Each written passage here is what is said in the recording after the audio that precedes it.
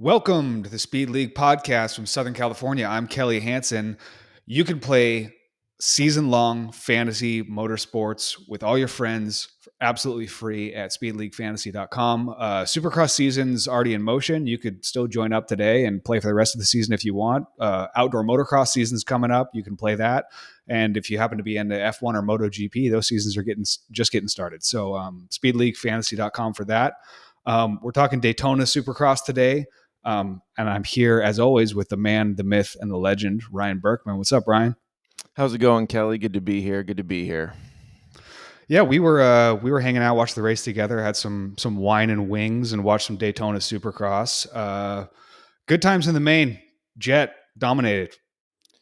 Yes, he did. And Jett this week gained a lot of respect from me for multiple reasons. First off, yes, he went head to head with the Daytona legend himself, Eli Tomac, and totally came out on top. But more than that is this track was so technical, rutted out. It was so long that it was even hard to memorize the certain sections. And Jett rode like a veteran. He didn't make that rookie mistake. He had the forethought in riding of. I mean, this track is hard to learn.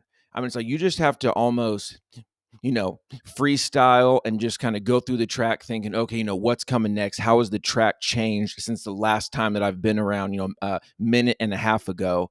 And Jett just maintained, stayed calm. I'm people were casing jumps all over the place. I mean, I saw more Yeah. jumps cased than I have. I mean, I think in a long time. So it's just this track just so technical, and to see a rookie come out and win it, mad props to Jett. Great job. You rode like a veteran. Yeah, and I mean, there were top guys casing a lot of jumps. I mean, we saw Tomac casing jumps in the rhythm section all the time. The track was treacherous. And I mean, I think even more so than it probably looked from the broadcast. I mean, when you see top guys making those kind of mistakes, and I mean, honestly, just going through, the whoop section and a lot of these sections as slowly as they were, that means the track was in really, really bad shape. So, I mean, Daytona, obviously more of an outdoor vibe track and, going to get rutted up and beat up and, it's kind of soft as it is, but it also rained earlier in the day. I mean, they canceled the second 450 qualifying because of that. And that just made it a complete shit show in terms of, ruts and just technicality. But yeah, I mean, Jett really, really took it home. Jett barely got off the line in the main event. They pulled that tire warmer off the back of his rear tire 3 seconds before the gate dropped. I mean, it was 30-second board sideways. Revs were up when they finally pulled that thing off his bike. So then next week we have a Triple Crown coming up, which those kind of lean more towards veteran riders. Maybe, got to stay super consistent, 3 races in a row. Where would you predict Jett next week? Because he's led 81 laps this season, by far the most out of anyone. Do you think he's going to maintain his steady hand and win the Triple Crown? Okay, hold on. I sorry to correct you, but I think next week is Birmingham. I think it's not till Indianapolis that we have the Triple Crown. I think it's just regular race for next week. Oh, really? Okay, never mind. Oh, yes. You know what? Yeah. I was looking at the wrong date. My bad. Yeah, Birmingham is next race, which I think, I mean, we have not raced in Birmingham, Alabama for, I mean, a long time, if ever. I don't remember a race in Birmingham, but that'll be Shout out fascinating. Yellow Wolf. And then shout out Yellow Wolf. And then Indianapolis Triple Crown is the week after that. But no, look, I was looking at Jett's recent results. And I mean, obviously, we were talking about last race, big rookie mistake to, not only crash out of first place, but then end up off the podium after a second fall in the main. And then comes back strong in Daytona for a pretty veteran ride. And I mean, just dominant. I mean, he was 11, 12 seconds ahead at one point before I think he finally backed it off at the end of the main, but a totally dominant ride. And it kind of felt like he might be, maturing, learning from his mistakes and, adapting to the 450 class. But look, that's one race and he's had a little bit of on off. So we'll have to see. I'm betting on him for next race, but I mean, it would certainly make it exciting if he makes some more mistakes because he's starting to look pretty scary for the rest of the competitors in the 450 class. And so personally, I think next week I would predict him second. I mean, I'm not sure which guy is like going to beat him if anyone's going to beat him, but I don't know if Jett in like this 450 class merits a first overall prediction. I mean, I know that he obviously has, like I said, led 81 laps, by far is, the like fastest guy out there, but from race to race some people have that random speed. So I'd probably predict him second. What about you? Yeah, probably second, I would say, because I'd be betting on him probably winning. And if you got a second prediction, then you're gonna get most of those prediction points. You'll get 3 points for one off.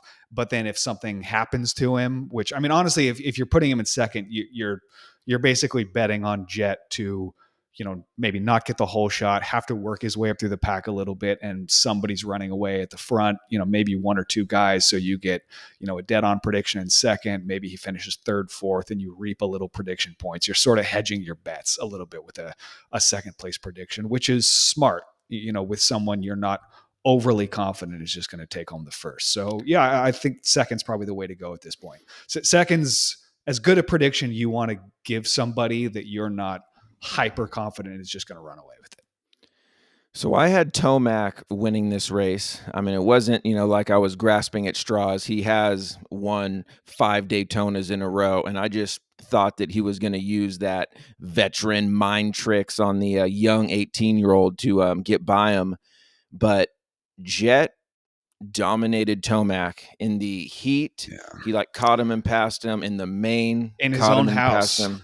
Yeah, and it wasn't even really competitive. I mean, I know that Tomac did end up getting second, but you know, Tomac couldn't really handle that like young blood. So I mean, it was nice to see Tomac up there on the podium getting second, getting first loser probably in like his mind, but still it was a great ride by Tomac. I was impressed. He was getting after it to him. And I know that we've said that a few times he maybe like crashed and got up slow, or maybe does he have that spark? He was riding as hard as he possibly could. And like if, someone named Jett Lawrence wasn't there, he would have won his sixth, but it just so happens that there's a guy that's fast as fuck and he goes by the name of Jett Lawrence.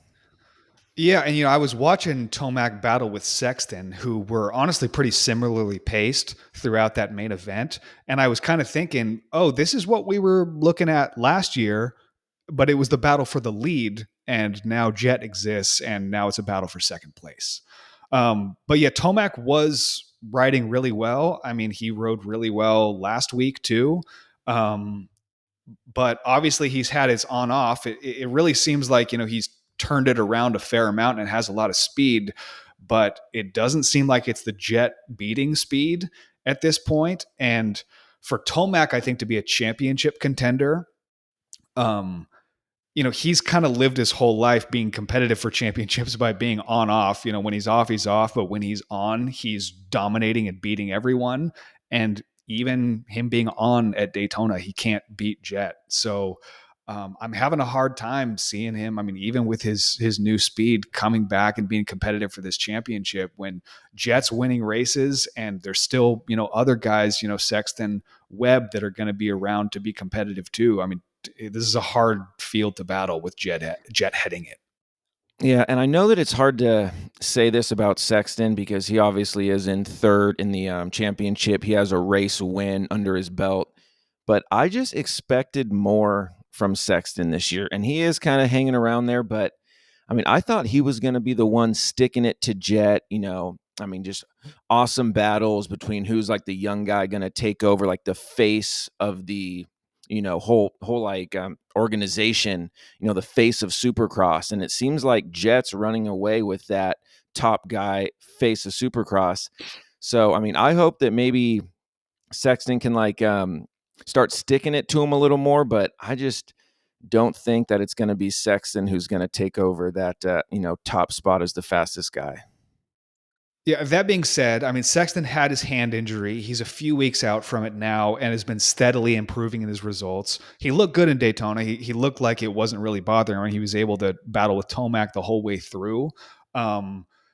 I have him on my team. I just for this next race, preemptively, I may tweak this, but I up my prediction for him back to third. I expect him to be battling for those podiums and back up there. And hopefully, I mean, honestly, I'm almost kind of hoping there was a little bit lingering hand thing, and as that continues to improve, he can battle it out. But I mean, you have to consider also, again, Daytona being an outdoory style track. Not to say Sexton's not good at outdoors, but we just watched, him basically get trounced the entire season by Jett in the outdoors last year. So I think Sexton's probably got more of a line on sticking it to Jett at some more typical Supercross tracks, but I don't know. We'll see. I'm putting my money on Jett for the outright speed. Yeah, we'll see about that. So yeah, next up, we have in third place we have Cooper Webb, or fourth place, excuse me. He like had a Got it. really, really good, night, but then in the main, it really didn't pan out for him. I mean, he's on my team, so I always want him to do good. I had him predicted third, so I got three prediction points for that. But I mean, yeah, it wasn't really Webb's night overall. Yeah, he was fastest qualifier, and I mean, it looked like he was going to be good. He's been on the podium every race in the 450 class he's ever raced at Daytona. This is the first time he was off it, but he got a decent start.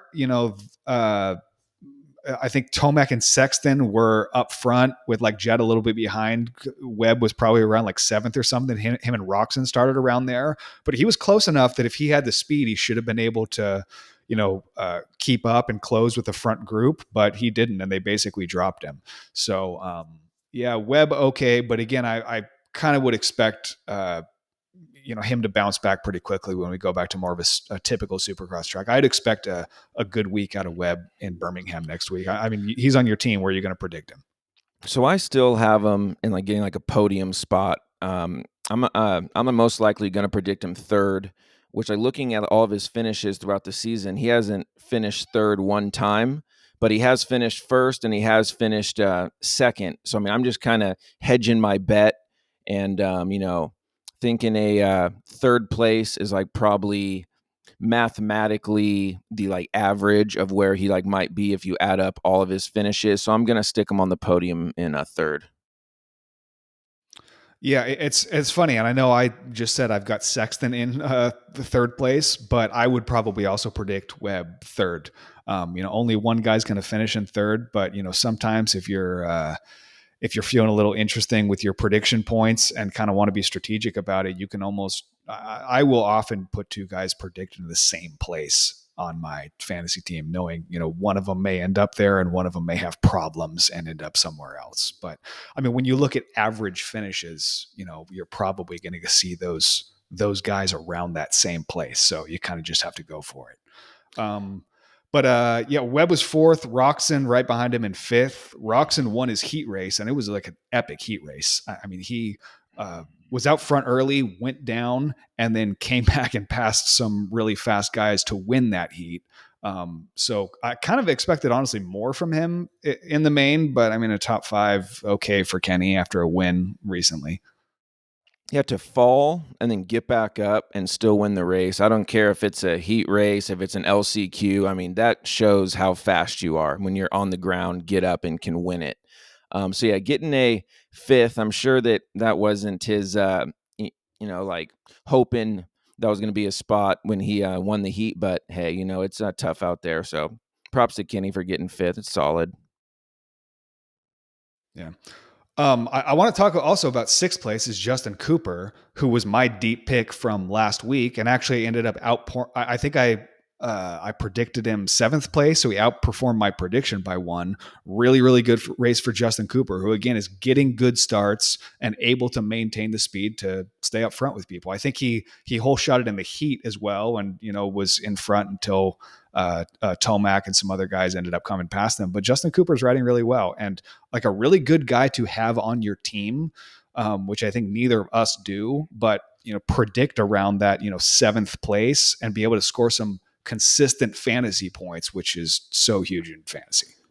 Speaking of consistency, Dylan Ferrandis, he got eighth this week, which is right around that 6, 7, 8 that he pretty much gets every week. So if you like predict Ferrandis about eighth, which I plan on doing, I mean, he's like definitely going to get you some fantasy points, prediction points, whether it be a dead on at 5 or 3. I mean, he's super consistent. And when it comes to fantasy, that is so, so important.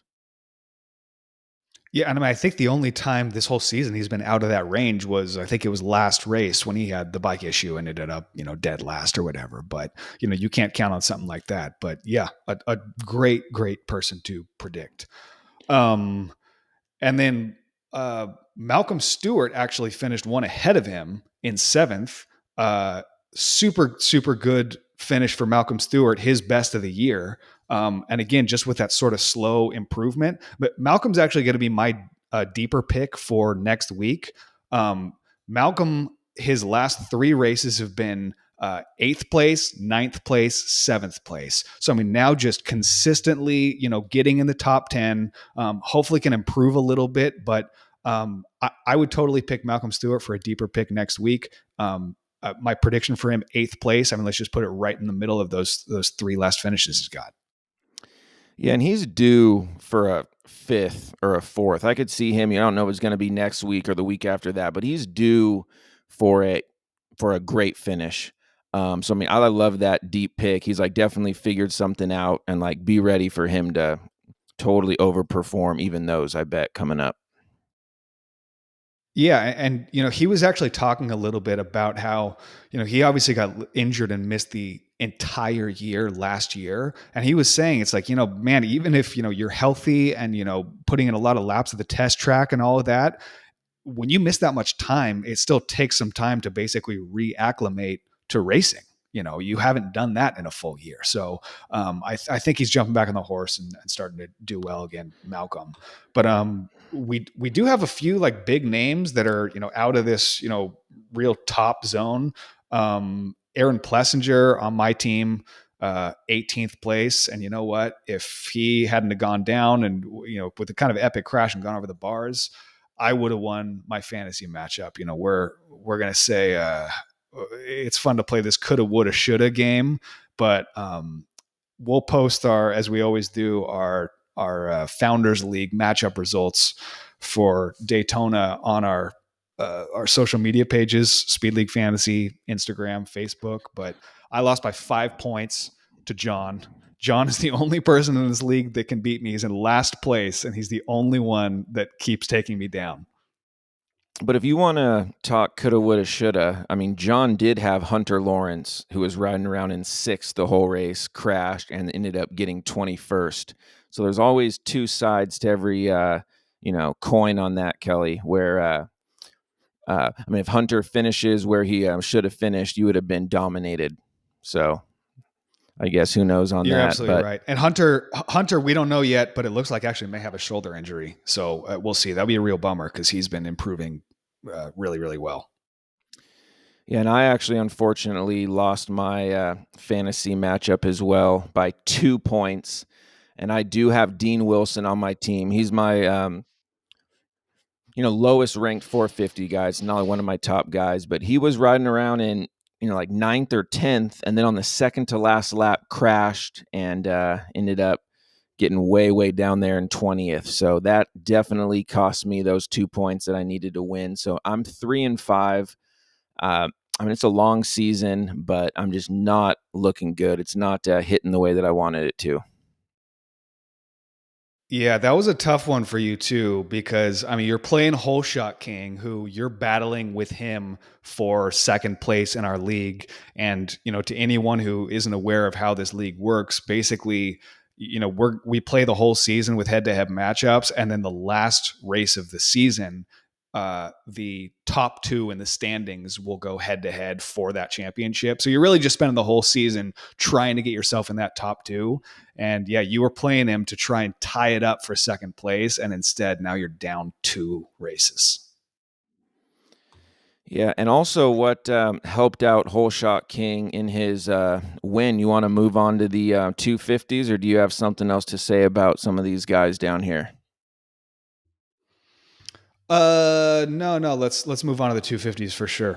Because honestly, it was yeah, in a lot of ways, kind of more exciting. See, Tom Vial come just charging through the pack and get his first win. Yeah, and the whole shot king, that's my dad. We've been playing with him for the past 3 years, I'd say, and he has a weird obsession with Tom Vial, whether it be outdoors, Supercross, whatever it is. It seems like he's always on his team since like Vial's first season riding Supercross, and it hasn't totally panned out for my dad, whole shot king, but last night it did. Tom Vial with his first ever Supercross win. That was super impressive. It's cool to see new guys winning, and we saw Deegan with his first ever Supercross win, and now Vial. Um, so it's cool to see these like new guys getting their win and scoring a lot of fantasy points for their respective team. So props to Vial. Totally. And obviously coming from the MXGP, MX2 circuit in Europe, he is a little bit like more outdoor style strong. So not a huge surprise to see him do well at a track like Daytona. But that being said, I mean, he got not a great start. I mean, starts are honestly a little bit weak for Vial. Is probably one of the biggest things that's holding him back. But yeah, it passed his way up through, I mean, real fast guys in order to make this win happen. And I mean, charged through and then just took off and pulled the lead at the front over McAdoo, who got second place. So a really, really good race for Vial. The question is, now we go back to more typical Supercross tracks. Is Vial going to be able to back that up? Is anyone in the 250 class going to be able to back anything up? Because like the championship is just weird right now. Max Anstey got eighth place at this race, and he's still the points leader. Yes. I mean, that just goes to show how, all over the place it is. But I think Cameron McAdoo is like totally on a heater. He had a little, bad luck race one, but he's followed that up with 2 seconds in a row, and he has his eye on that first place spot.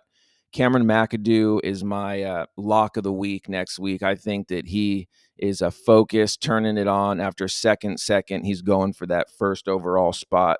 So yeah, definitely McAdoo is my lock of the week. I would lock him in probably honestly at 2.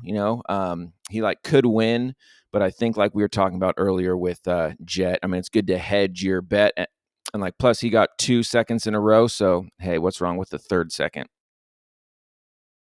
Yeah, he's my podium pick also. Cameron McAdoo, yep, second the last two races. Definitely predicting him first would be way overly optimistic. But yeah, when you got that kind of consistency with the last 2 second places in a row, why not go for it? McAdoo looks really, really strong.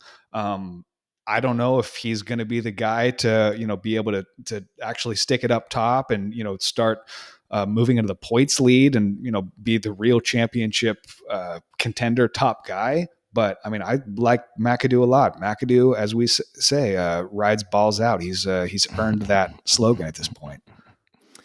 Yeah, and Seth Hamaker is a another guy who had some bad luck, but I mean, he like turned it on and has been riding great. Fourth in Arlington, podium last week or last night. And he's another guy that, if you just take away that first round stinker, I mean, he's way up there in the points, but he's back in eighth now in the points. But I mean, that's all going to shake up. I mean, I know that 250 doesn't have too many races, so every race means so much. But I mean, watch Hamaker to shoot up through these rankings and really be in one of the top spots towards the end of the season to be fighting for that championship. Yeah, I have Hammerker on my fantasy team. He's started to be consistent and like really up there and doing well. He has a lot of like one lap speed. You see him really high up in qualifying times a lot of the time, but not really enough race pace to kind of stick it to the top guys. I mean, he got a really good start, but it's fallen off the back of people like Vial and McAdoo throughout the main. But yeah, a really, really strong rider. I've been predicting him fourth place. He got third this race, but I probably keep him around that fourth range right now. He actually managed to beat Deegan this race. Deegan had was riding pretty good, but had some little issues, including that awesome little like 360 he pulled. That's and typical Deegan family freestyle tradition, like the smooth little 360 crash thing, and like right back to racing. Yeah, and Deegan did get the whole shot. And like normally this year it's been all about the starts. Whoever gets the whole shot has the best chance to win. But it just seemed like the track kind of ate him up a little bit. He like made a few mistakes. There was those faster guys behind him. And honestly, that's what I expected Jett's night to look like, to kind of ride more like a rookie like Deegan did. So yeah, Deegan kind of got eaten up by those more like veteran riders, but it's still fourth. He's like hanging in there in the championship. He's a good starter. So I think he has nothing to worry about. He's going to be battling for that championship. Yeah, but I mean, you would hope to see him. Again, he was sort of our number one rank going into the season. Forkner was dominant. Now Forkner's out. You would have hoped Deegan can just step in after his win last week and sort of solidify himself. As like, oh, I'm going to be the new championship guy, especially with Forkner gone. But yeah, kind of a weird race off the podium. So I mean, hopefully Deegan's going to come back and fight for it. But we got a lot of people fighting for it in this 250 championship, and I mean the points are incredibly tight. I mean, I think we got the top 6 are split by 5 points in the championship right now, all the way back to Cody Schock is it 4 or 5? I think 4 points off of the lead of the 250 East Championship right now. So Cody Schock is available in our league. I just substituted him this week because I still got Enzo Lopes on my team. I'm not sure when he's going to come back, but yeah, Cody Schock with a 6th place at this last race too. He's available in our league. That's a pretty surprising. John with like Forkner should have picked up Cody Schock in a heartbeat. I mean, I don't know what he was doing, and let you sub him in like one of his arch rivals. Okay, here's like Cody Schock for free. But yeah, I mean, Cody Schock with a 4.86 finish. I mean, he's been overperforming to the max. He's one of those league winners that I talk about to where if you snag him and like he's, someone not even drafted and then you ended up picking him and he's getting, top 5s, top 10s every single week.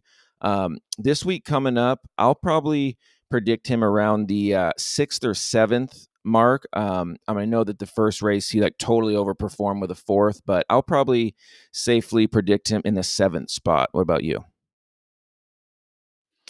Yeah, I have him. I mean, I subbed him in and just threw an 8 on there for the time being, but just because I That's mean, his it's almost worst kind of finish hard all to year. stomach.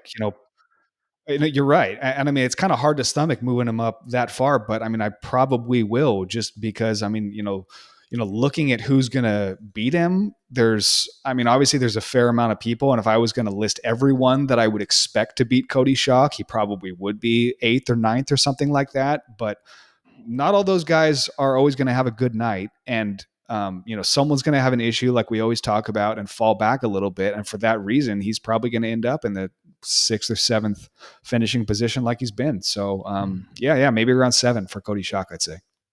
And someone who I think is faster than Cody Schock, but he's still kind of figuring out the ins and outs to everything, is Daxton Binnick.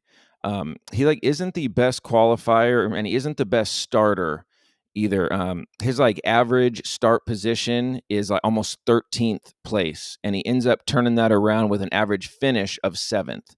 So he knows how to ride a dirt bike. He knows how to get around people and pass. But if he could start in 7th, I mean, I could see him getting, way better finishes like he did the first race of the year with a podium with 3rd, and he followed that up with a 10 and Yeah. a 10.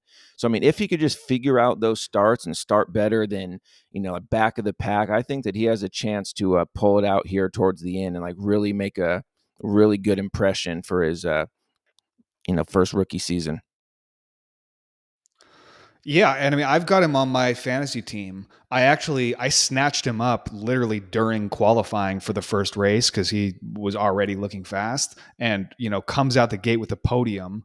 I wasn't too overly optimistic with my predictions. Didn't expect them to necessarily repeat that podium, but he has been a little further back, and yeah, just like you said, he's getting bad starts and having to work his way through the pack, and he does it pretty well. I mean, he clearly like you said, he can ride a bike and he's fast, but he's just given himself a lot of work to have to do that. And if he can just, be up front from the start, I mean, even if he's not going to win the race, he's going to put himself in much more of a competitive position. So I've got Bennick predicted at 7th. I mean, honestly, if he gets a good start, he could be top 5. He could do better than that. But you kind of got to hedge your bets a little bit with someone who's having start issues.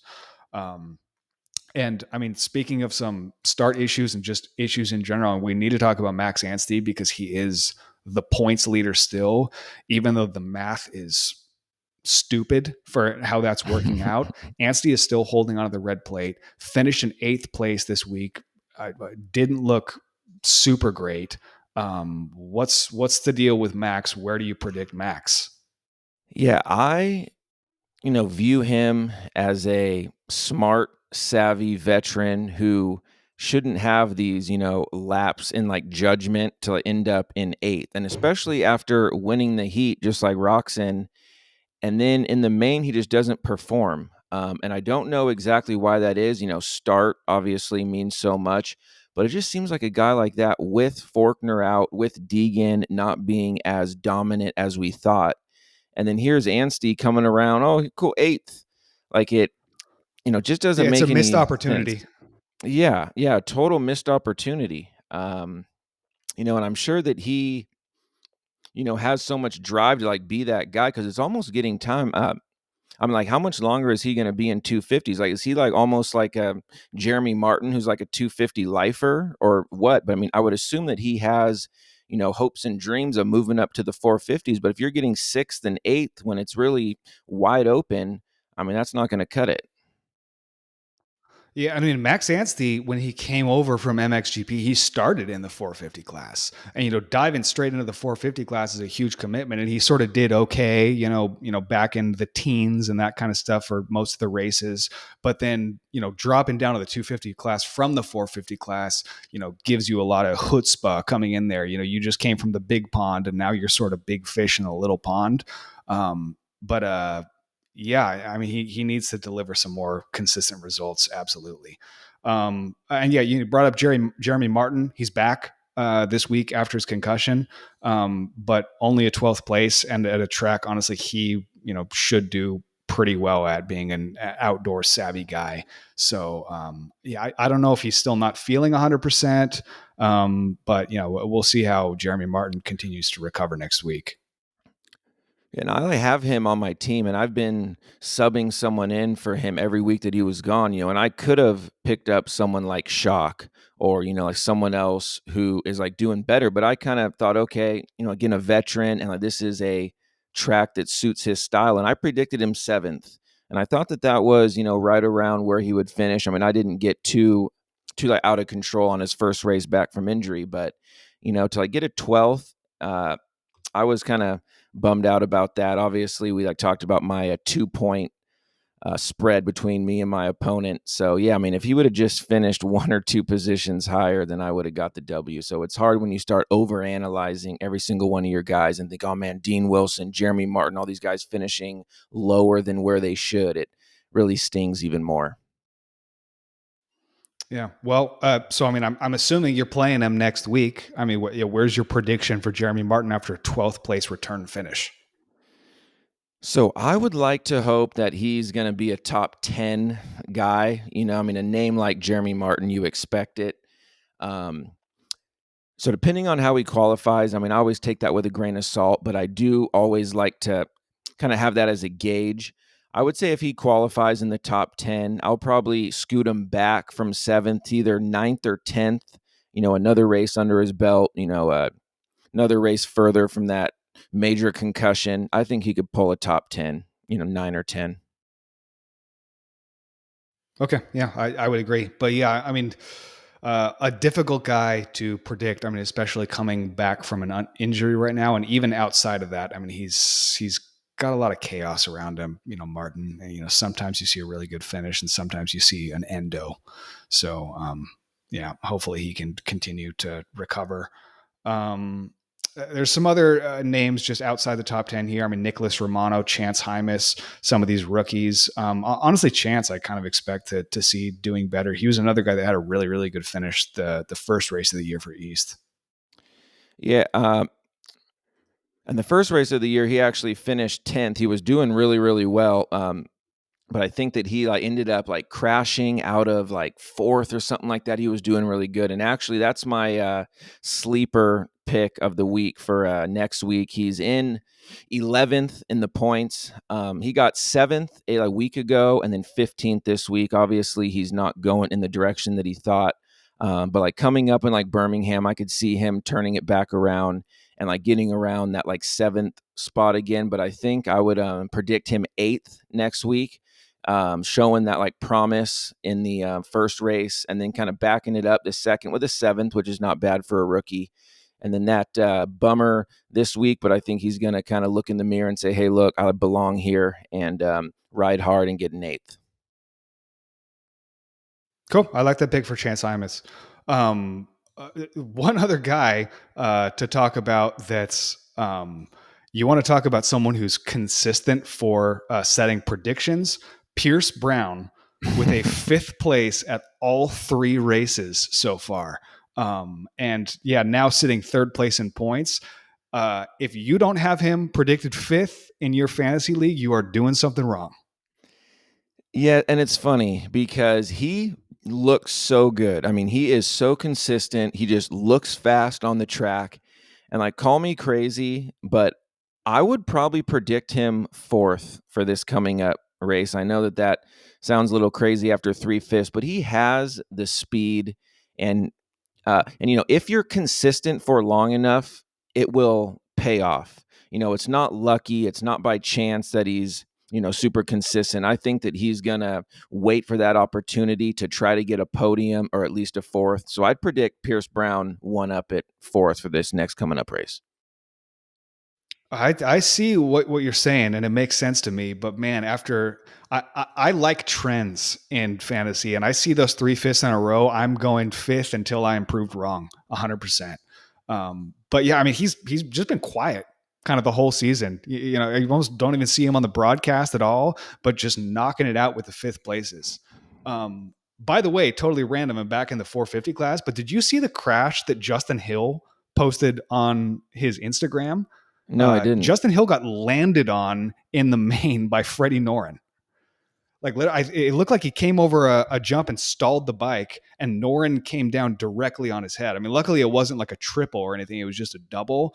And Noren actually, main event, drops his bike and runs back to Justin Hill to check on him. So I mean, props for Wow. being a good guy to Freddie Noren. But Justin Hill, him and unfortunately Hunter Lawrence are questionable right now. We don't know what their injury status is. Justin Hill posted the update. And I think said something along the lines of, he sort of doesn't know exactly how he's feeling and needs to evaluate, but hopefully nothing too serious for either one of them. Because Yeah, honestly, go up ahead. to this point, the 450 class, we've been, I mean, I hesitate to even say this and put some bad juju out there, but injuries have not been too bad, especially historically when we look at how bad it usually is in this injury prone sport of ours. But outside of Chase Sexton hurting his hand, we haven't really seen any top guys with out with injuries this year yet. Yeah, and it's been very fortunate on that topic because I mean, like you said, it seems like always there's at least a couple top guys that'll end up getting hurt, and there's still a lot of racing left. Don't want to put that podcaster curse on anyone, but I mean, with this sport like Supercross, I mean, it's just a matter of time. I mean, major contact sports like football, there's always injuries. Supercross, there's always injuries, and it's not going to be long before I think we see a big one, kind of like the whole Faulkner mishap or someone getting landed on. I mean, those are really the scariest, crashes, like getting landing on or landed on. And I know that we talked about this, Kelly, me and you, kind of on the side of if we think that we're gonna see anyone actually die in Supercross, because that Faulkner crash got us thinking Um, about so many negative things, and seeing Faulkner on his Instagram talk about it, getting emotional, saying like, I was so close to dying, and it kind of brings up like, hey, this sport is, serious and it's dangerous. And like, will we see anyone, die and like pay the ultimate price for like, um, kind of like doing this sport that we all love to watch. And I think that it is going to come with someone getting landed on. That's how I could definitely see it happen. Just like landing on the wrong spot at the wrong time. And like always when you see those people get land, especially that like, famous crash of like Mike Alessi getting landed on like 6 times in that like outdoor race, that is Oh, in still the the like, outdoor race? Yeah, that was yeah, rough. When he's just down the backside of the jump and no one yeah, could no see one him when they're saw doing him. 45 miles an hour. Yeah, that was Yeah. a scary one for sure because he was like unconscious, before probably 15 guys landed on him. But Yeah. no, I think about it too, and you hope that something like that doesn't happen, but it's a dangerous sport, and um, I watch a lot of F1 and MotoGP and stuff like that too, and a sport like F1 is they've done so much for safety just in terms of how they've built the circuits and structured the cars and just driver safety and all that stuff so that because people used to die in that sport all the time back in the 70s when they just crash a car and the thing explodes. But a sport like Supercross, there's not that much that you can do. I mean, to prevent someone landing on you off a triple, you throw the warning lights that they have on the triple if something's going wrong, but that's not going to prevent everything. That's not going to prevent, someone that has to roll it unexpectedly while someone's clearing it from the back and just lands on their head.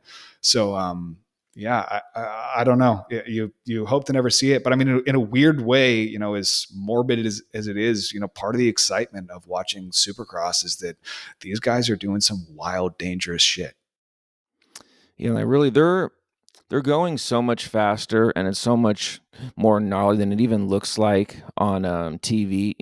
If you go and actually like sit front row and see how high they're going, like Deegan's crash. I mean, it looked like he was freaking 50 feet up in the air in like practice, and it Yeah. just so happened that he landed perfectly on the downslope of the landing jump, and easily. I mean, even that in like practice. I mean, if you land wrong and like compress your spine, I mean, yeah, it's a dangerous sport. So I definitely give it up to these guys putting their Yeah. life on their line to do what they love and give us like the entertainment. So Yeah. props to those guys.